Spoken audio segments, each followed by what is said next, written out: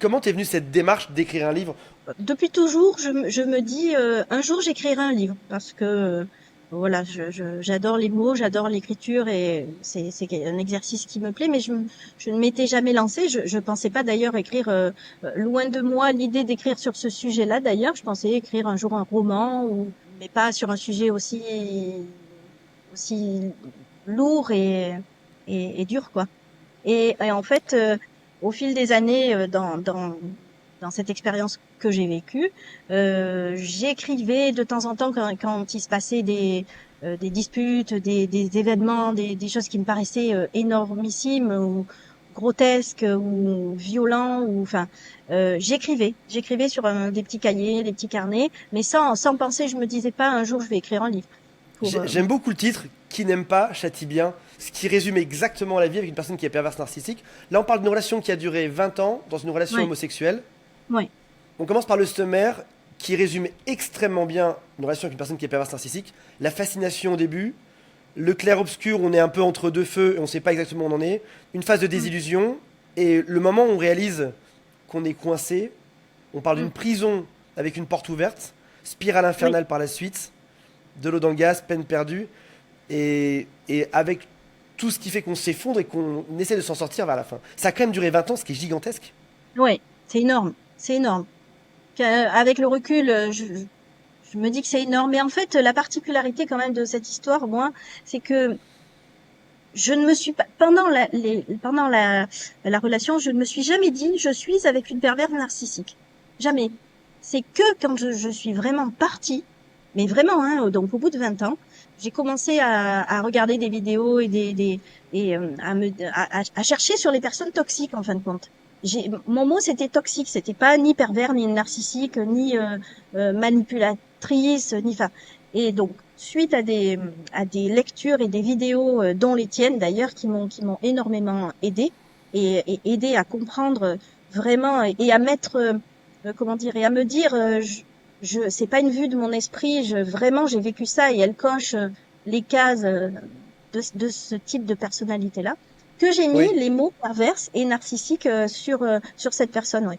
Voici la première phrase de ton livre. Et pourtant, lorsque je l'ai quittée, elle m'avait averti. Elle a donc dit la chose suivante. Quand tu vas aller dire aux gens que tu es resté avec moi pendant tant d'années, en leur racontant que je t'ai rendu la vie infernale, ils te prendront pour une folle. Ils te diront que si c'était si insupportable que tu le dis, pourquoi n'es-tu pas parti plus tôt? Même la voisine dit qu'elle n'a jamais entendu nos disputes et nos portes qui claquent. Et je trouve cette phrase géniale parce qu'elle montre à quel point ces personnes qui sont perverses ont conscience que tu aurais du mal à porter plainte ou à expliquer ce qui s'est passé par la suite. C'est-à-dire qu'on peut penser parfois que ils font ça par hasard, une forme de méchanceté gratuite, alors qu'en réalité, ils sont extrêmement conscients que tu ne pourrais pas les le dire à l'extérieur.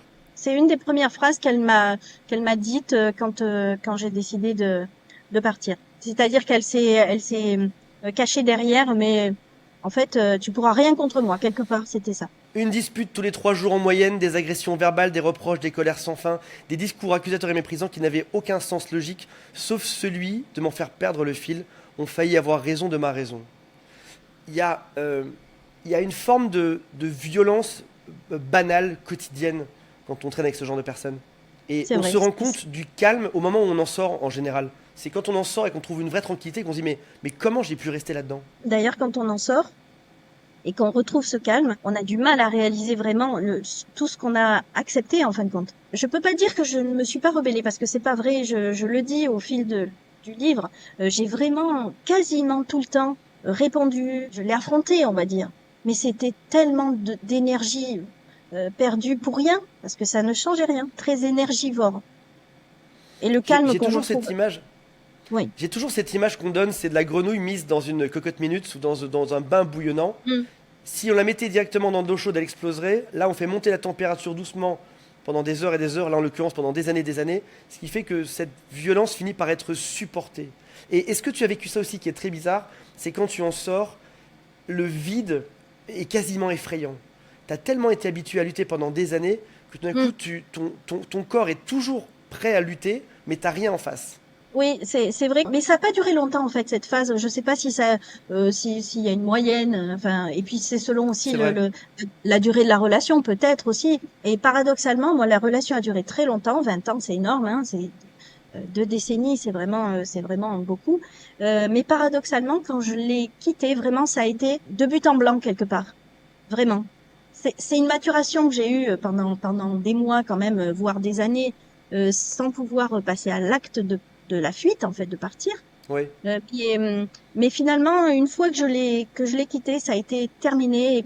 Tu dis, mon fils et moi avons appris à décrypter ses expressions faciales, nous sommes devenus maîtres dans l'art d'analyser le ton qu'elle employait pour que l'on ajuste nos comportements à son humeur du jour. J'ai ces mêmes souvenirs que tout le monde finissait par marcher sur des œufs pour pas créer de Hum, drame au quotidien. Et pas que c'est ça. nous, les enfants aussi. Et moi, enfin, je m'en veux énormément. Pour moi, bon, ben, c'est 20 ans, c'est une tranche de ma vie, c'est comme ça, mais je dissocie vraiment ce que j'ai vécu avec elle et ce que mon fils a vécu avec elle, parce que il est grand maintenant, il a 23 ans, mais de temps en temps, voilà, il est quand même impacté. Il a très bien réagi, il aurait pu Hmm. bien plus mal tourner que ce qu'il est, enfin.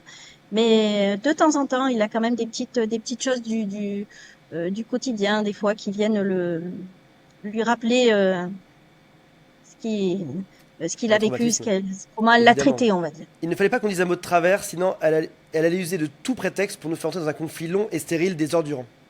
Mm. Il y avait aussi des expressions intempestives de la colère, alors que tout était normal ou tout aurait dû être normal. En un quart de seconde, elle Voilà. s'enflammait comme une allumette et l'ambiance basculait la plupart du temps sans raison recevable. Ça partait de rien, mais de rien, tout était normal, mais vraiment comme une étincelle de méchanceté, comme s'il fallait que ça sorte d'elle, pour rien.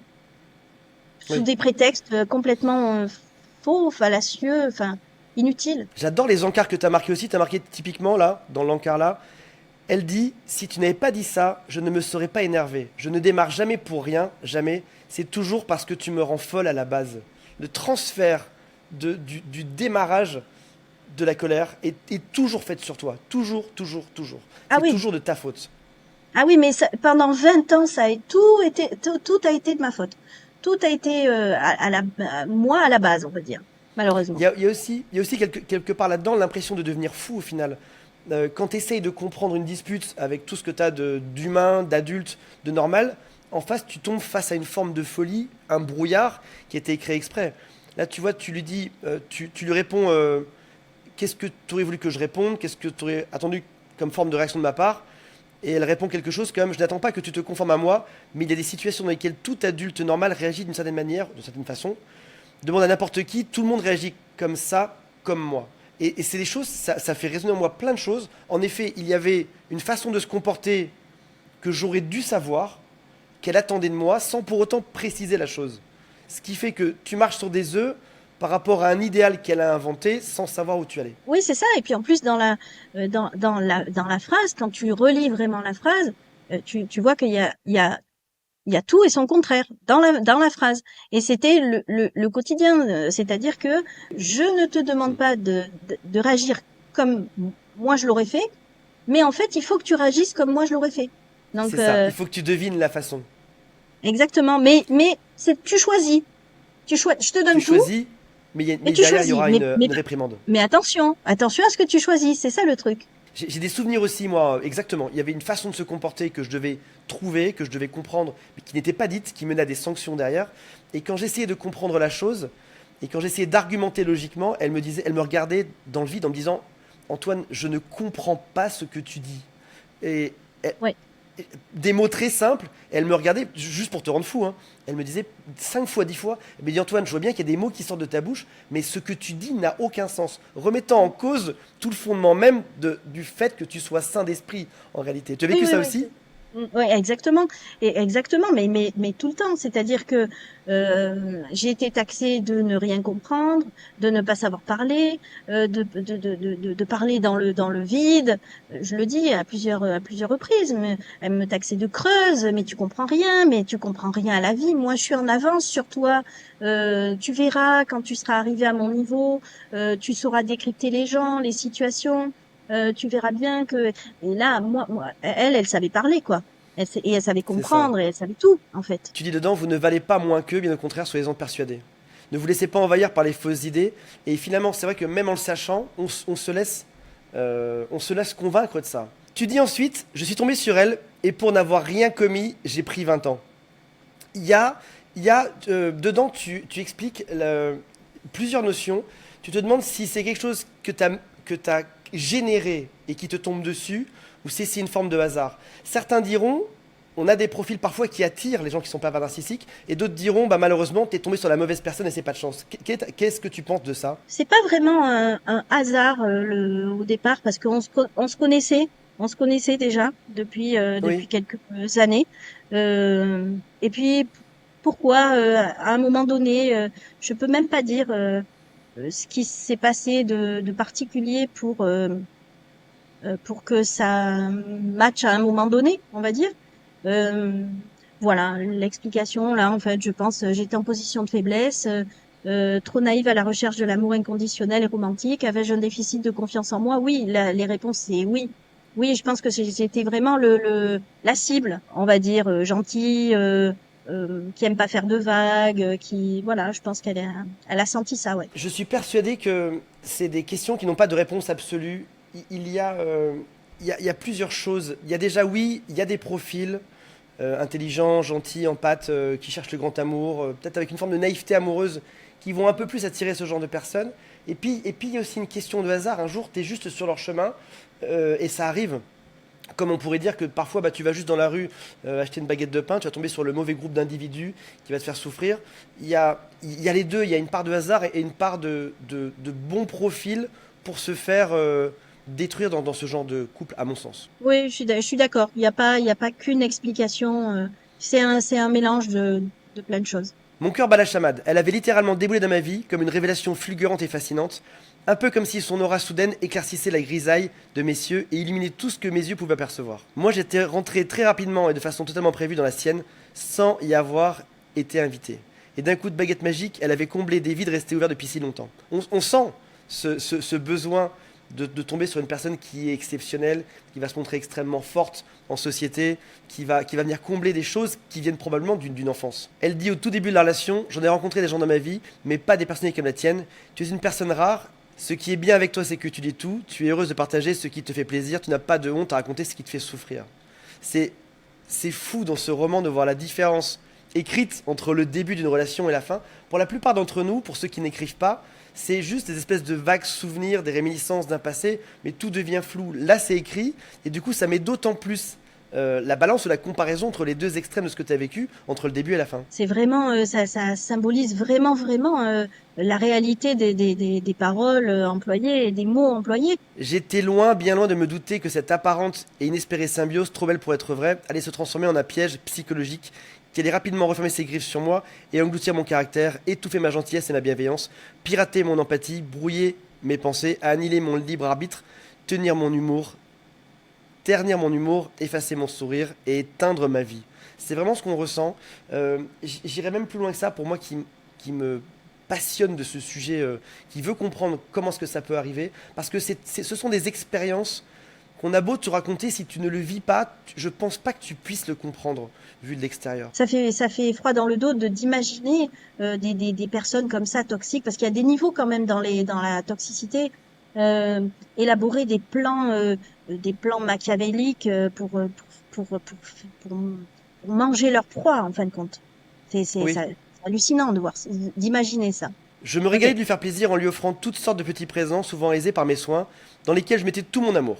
J'exécutais des dessins, ou je lui écrivais des poèmes qu'elle m'inspirait. Quelquefois, elle trouvait une surprise dans sa boîte aux lettres. Ces cadeaux lui faisaient plaisir, mais en même temps, paradoxalement, ils lui faisaient peur. Elle craignait probablement de trop s'attacher à moi, mais je ne comprenais pas pourquoi, puisqu'elle éludait toutes les discussions se rapportant à ce sujet.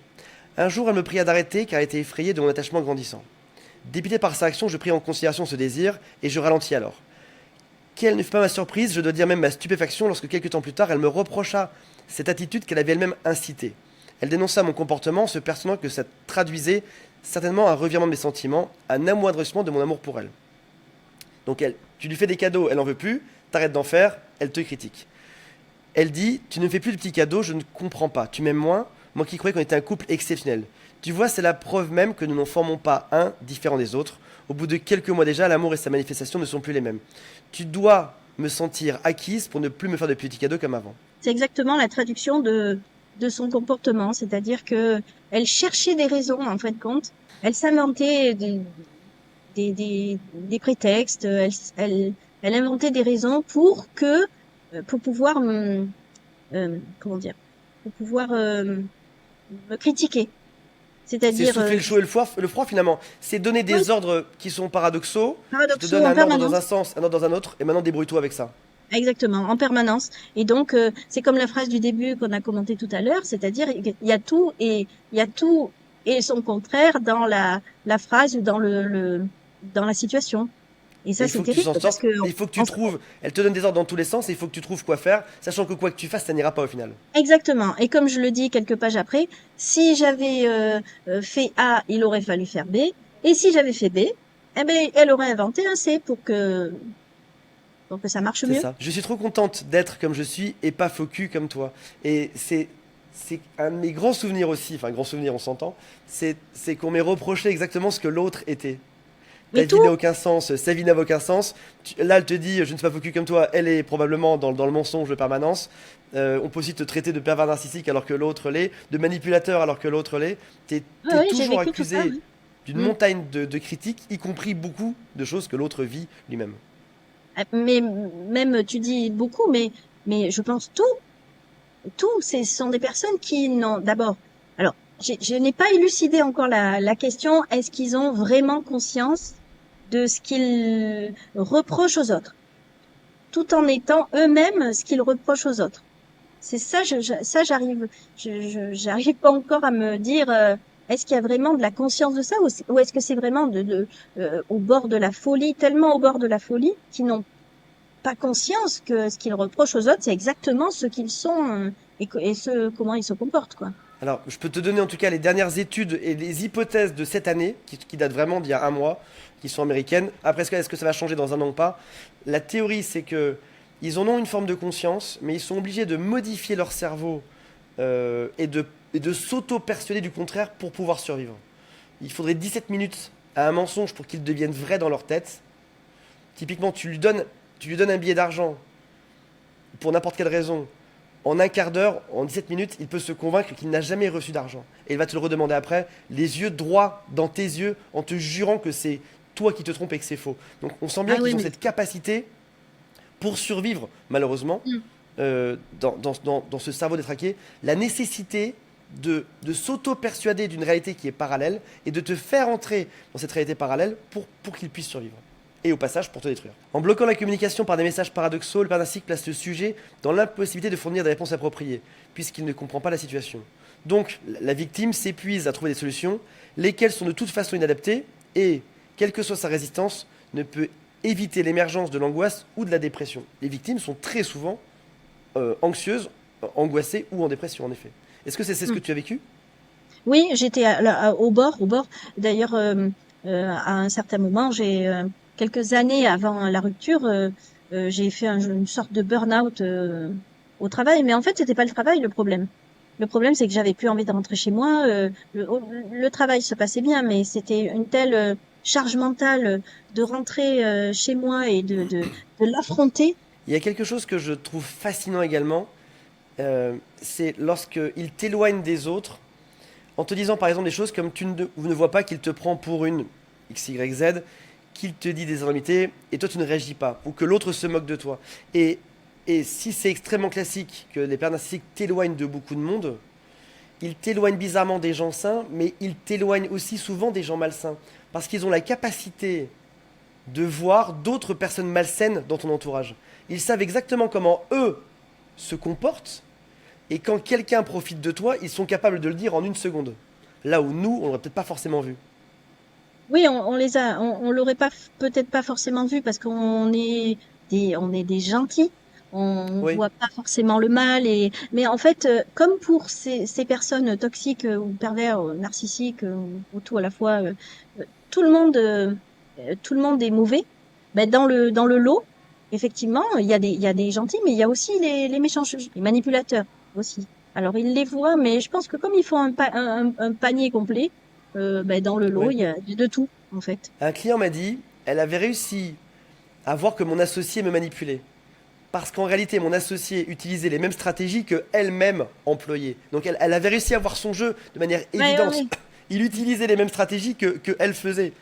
Et typiquement, tu arrives sur des phrases comme tu cites, tu es trop naïf avec les autres, tu crois trop à ce qu'ils te disent, ça m'exaspère. Pour eux, il y a une forme de logique, il y a une vision incroyable des dynamiques sociales, ils ont souvent une bonne intelligence là-dedans, et ils le voient, là où nous, on ne le voit pas forcément. Oui, mais c'est comme si ils avaient une valve, une valve oculaire dans un seul sens, c'est-à-dire qu'ils voient ce que les autres, soi-disant, nous font, mais ils ne voient pas ce que eux nous font, Oui, qui est la même chose en fait, qui est la même chose. Et d'ailleurs, quand avec elle, quand je m'amusais quelquefois, quand j'avais l'énergie à lui répondre de la même manière qu'elle le faisait, ou à dire, employer les mêmes termes, ou même les mêmes insultes. Pourtant, je suis vraiment pas une mauvaise, ni vulgaire, ni quoi, mais pour la faire réagir, pour voir si. Et là, oui, elle réagissait, c'est-à-dire qu'elle me disait, mais enfin, mais comment tu me parles? Tu vois pas les termes que tu emploies, ouais, ouais, tu te fous de moi, tu m'insultes, alors qu'elle me disait la même chose à longueur de temps, quoi. Donc il y a exactement. une dichotomie dans le cerveau. Le très grand classique, si je te dis tout ça, c'est pour ton bien, c'est pour t'aider à grandir, moi je t'aime vraiment. Je crois que s'il y a bien une phrase qu'on a tous entendue, c'était ça. Je te dis que t'as pris 5 kilos, que t'es gros ou que t'es grosse, que c'est insupportable, je te le dis pour ton bien. Je te dis que ton job est nul, que ça n'a pas de sens, etc. Je te le dis pour ton bien. C'est des remarques acerbes, rabaissantes, dégoûtantes, qui sont toujours dites avec prétexte de mais c'est pour ton bien que je te dis ça. Avec ce que je suis en train de te dire, tu vas bien évoluer, tu vas bien grandir, comme si on n'était pas deux adultes l'un face à l'autre. Non, elle s'adressait à moi comme si j'étais une gamine qu'elle doit Oui. élever. Nadia, un grand merci pour ton temps. Je vais mettre le lien de Merci ce Antoine. livre juste en dessous pour ceux qui souhaitent l'acquérir sur Amazon. Et je trouve ça très courageux et extrêmement bien écrit. Et on peut dire un roman, en tout cas un livre qui permet de se dire qu'on n'est pas seul à avoir vécu ce genre de choses. C'est ça, c'est ça. Et d'ailleurs, au départ, j'ai hésité à l'écrire sous la forme d'un roman, mais finalement, je l'ai écrit, pardon, sous cette forme-là, en disant d'ailleurs au début toute situation est malheureusement réelle, pour justement pour que les autres victimes de ce type de personnage puissent s'identifier plus facilement et plus réellement. Merci Merci Antoine. beaucoup.